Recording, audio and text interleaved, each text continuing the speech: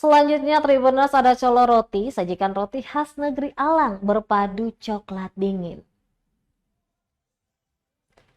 Menyantap roti sebagai menu sarapan sudah menjadi kebiasaan masyarakat tak terkecuali di Maluku. Roti sudah menjadi camilan yang lazim disantap dengan teh atau kopi. Namun kuliner satu ini menghadirkan cara berbeda menyantap roti, yakni colo roti. Roti bakar khas dari negeri Alang, Kecamatan Leihitu Barat, Kabupaten Maluku Tengah, disajikan dengan segelas coklat cair yang dibubuhi es batu. Owner Colo Roti, Renaldo Sergio Pati, mengaku Colo Roti merupakan inovasinya bersama sang kakak untuk menyajikan cara berbeda menyantap roti.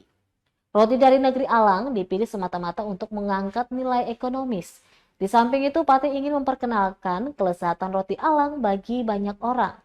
Meski belum memiliki tempat jualan permanen, namun Colo Roti santer hadir di berbagai event expo kuliner di kota Ambon.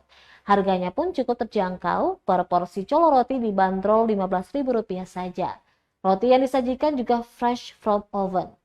Colo Roti yang sudah ada sejak 2018 ini pun sudah menjadi favorit bagi pelanggannya. Salah satunya Kilvi Dekwelju yang mengaku Colo Roti sangat nikmat. Bahkan di setiap event kuliner, Colo Roti merupakan menu incarannya.